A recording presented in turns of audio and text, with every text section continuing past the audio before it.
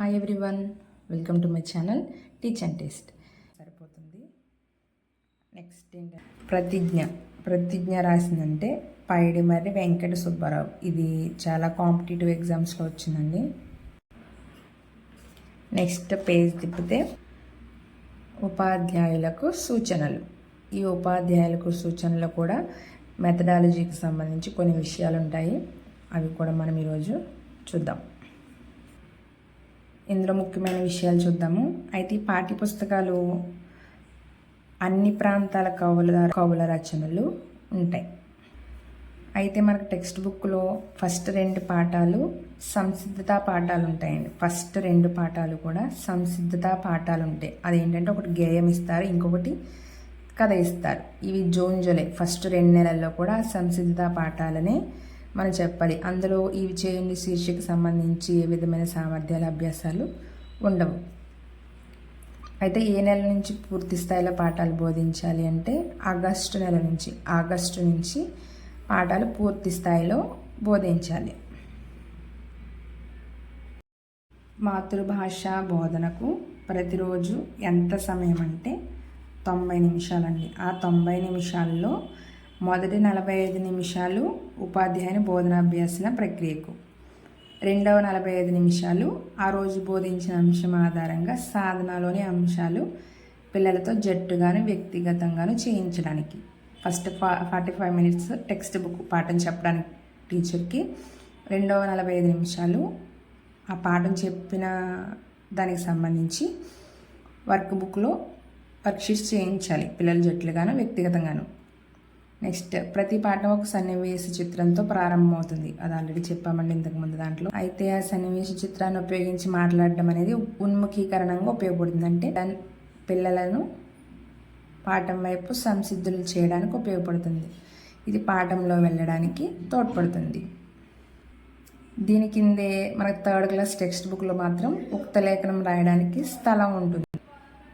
ఇది only 3rd class text బుక్లోనే ఉంటుందండి. 4th 5thలో ఉండదు.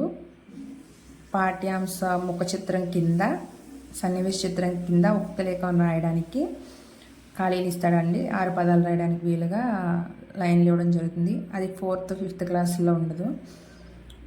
దీనికి ఏంటంటే 2nd క్లాస్ నుంచి అప్పుడే వచ్చిన పిల్లల యొక్క స్థాయిని అంచనా వేయడానికి ఉపయోగపడుతుంది.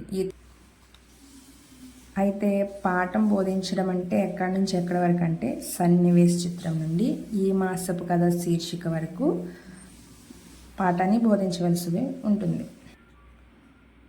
అయితే ఒక పాఠానికి సాధనలో ఇచ్చిన అభ్యాసాలను పూర్తి చేయడం కూడా పాఠం బోధించడంలో భాగంగానే భావించాలి. సాధన చేయించడం కూడా మన పాఠం బోధించడంలో భాగమే.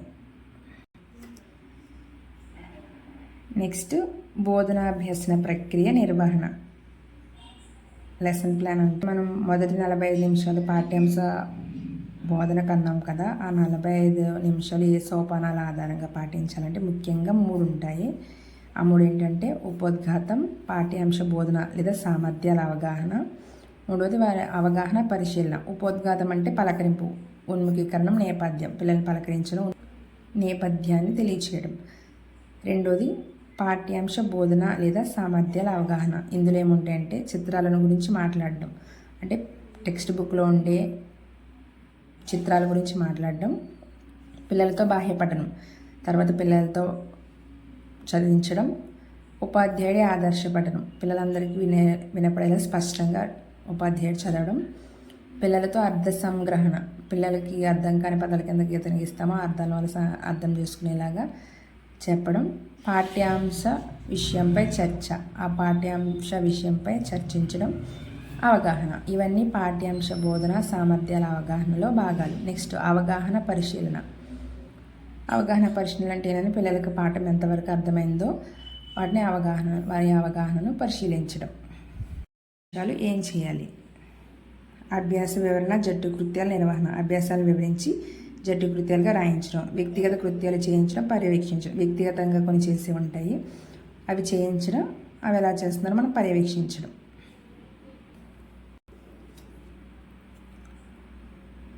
ప్రతి పాఠం చివర ఉన్న ఈ మాసపు పాట పిల్లలందరికీ ఏంటంటే కంఠస్థం అవ్వాలి. ఈ మాసపు కథనేమో సొంతంగా చెప్పగలగాలి. ఇంకా వాళ్ళు స్వతంత్ర పాఠకులుగా ఎదగనివ్వాలి అంటే ఆ కథను వాళ్ళు సొంతంగా చదివేలా ప్రోత్సహించాలి. సాధనా కృత్యాలను మాత్రం వారు సొంతంగా చేసే విధంగా చూడాలి. అయితే సాధనలో ఏంటంటే ప్రతి లెసన్ పూర్తయిన తర్వాత చివర నేను నేర్చుకున్నవి అనే శీర్షికతో చిన్న బాక్స్ ఇస్తాడండి. అదేంటంటే వాళ్ళు స్వీయ మూల్యాంకనం, వారంతటా వాళ్ళు ఏం నేర్చుకున్నారు, వాళ్ళు ఏది బాగా చేశారు, ఈ మాసపు పాట బాగా పాడగలరా లేదా, ఈ మాసపు కథ చెప్పగలరా లేదా అని చెప్పి వాళ్ళ స్వీయ మూల్యాంకనం చిన్న బాక్స్ రూపంలో ఇస్తాడండి. చేసినంత ఒకే నెలలో చెప్పకుండా ప్రతి నెలకొకటి చొప్పున పద్యాలను ధారణ చేయించాలి. 90 నిమిషాలకు సంబంధించిన ప్లాన్. నెక్స్ట్ మన టెక్స్ట్ బుక్లో విద్యార్థులకు సూచనలు అని ఉంటాయి. అంటే విద్యార్థులు టెక్స్ట్ బుక్కు సంబంధించి ఏమేం చేయాలి అనేవి ఇందులో ఇస్తారండి. అయితే ఇవి మీరు లైన్ టు లైన్ చదువుకున్నా ఓకే, అవి కూడా ఇంపార్టెంట్. అయితే ఇందులో ముఖ్యమైన విషయాలు నేను చెప్తాను. మన అభ్యాసాలు ఉన్నాయి కదా, వినడం, ఆలోచించి మాట్లాడడం. అందులో ఏముంటాయంటే ప్రశ్నలకు స్వేచ్ఛగా సమాధానాలు చర్చించాలి, రాయవసరం లేదండి, చెప్తే సరిపోతుంది. ఇక్కడ చదవడం, వ్యక్తపరచడం. ఇందులో ఏంటంటే ఒక పేర ఇస్తాడన్నాను కదండి, ఆ పేరాను జట్లలో చర్చించి సమాధానాలు సొంతంగా రాయగలగాలి. నెక్స్ట్ పదజాలం. ఇందులో ఏంటంటే నూతన పదజాలాన్ని నేర్చుకుంటారు, కొత్త పదాలు నేర్చుకుంటారు. అవి జట్లలో చర్చించవచ్చు, సొంతంగా పదాలను తయారు చేయవచ్చు. నెక్స్ట్ స్వీయ రచన. ఇందులో టెక్స్ట్ బుక్లో పాఠానికి సంబంధించినవి సొంత మాటల్లో రాయాలి. ఈ రాయడానికి సాధన పత్రంలో ఉంటుందని అందులో రాసుకోవచ్చు. నెక్స్ట్ సృజనాత్మకతలో ఏంటంటే దీని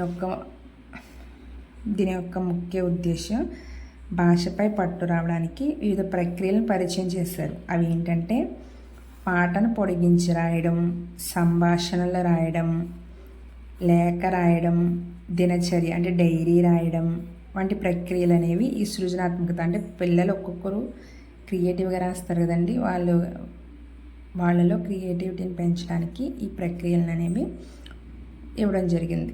ఇవి ఏంటంటే ఉపాధ్యాయులతో జట్లలో చర్చించాక ఎవరికి వాళ్ళే సొంతంగా రాయాలి. నెక్స్ట్ ప్రశంస అనేది వాళ్ళ తోటి స్నేహితులను, వాళ్ళ మిత్రులను ఎలా అభినందించాలో నేర్పుతుంది.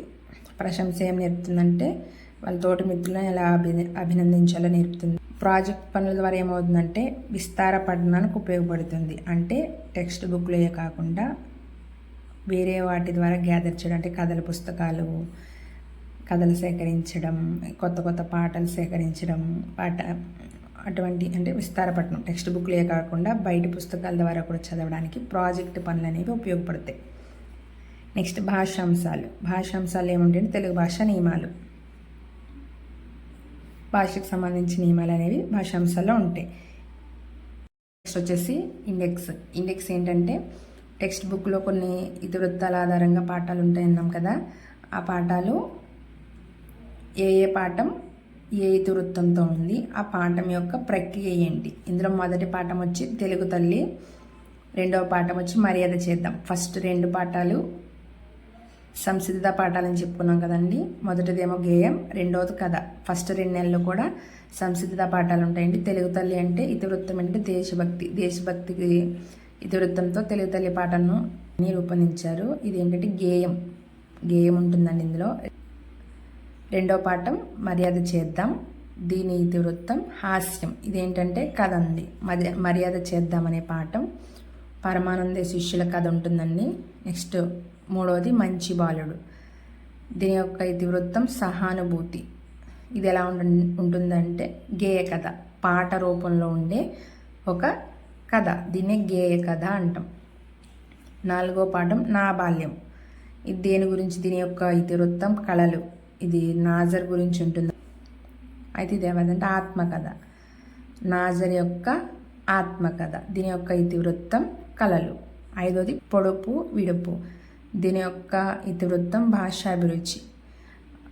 ఒక 4 పిల్లలు ఉంటారండి, వాళ్ళు మాట్లాడుకుంటున్నట్టుగా సంభాషణ ప్రక్రియతో ఈ పాఠాన్ని రూపొందించారు. భాష మీద అభిరుచిని పెంచేలాగా అందులో పొడుపు కథలు ఉంటాయి. నెక్స్ట్ పాఠం మేమే మేకపిల్ల, దీని యొక్క ఇతివృత్తం పరస్పర సహకారం. ఇది ఏంటంటే కథ, ఒక మేకపిల్ల కథ ఉంటుందండి. నెక్స్ట్ పద్యాలు పద్యాలకు సంబంధించి ఎక్కడున్నా దాని యొక్క ఇతివృత్తం నైతిక విలువలు. ఇందులో ప్రక్రియ ఏంటంటే పద్యాలు. నెక్స్ట్ మా ఊరి ఏరు ఇతివృత్తం ప్రకృతి వర్ణన, ప్రకృతిని వర్ణించడం. ఇది ఏ ప్రక్రియ అంటే గేయం, పాటలా ఉంటుంది. నెక్స్ట్ తొలి పండుగ, దీని యొక్క ఇతివృత్తం సంస్కృతి సాంప్రదాయాలు, మన యొక్క సంస్కృతి సాంప్రదాయాలు తెలియజేసే విధంగా ఈ తొలి పండుగ అనే పాఠాన్ని పెట్టారు. దీని యొక్క ప్రక్రియ కథనం. అయితే ఈ పాఠంలో ఉండే విషయాన్ని క్లుప్తంగా చిన్నగా నెక్స్ట్ వీడియోలో చెప్తానండి.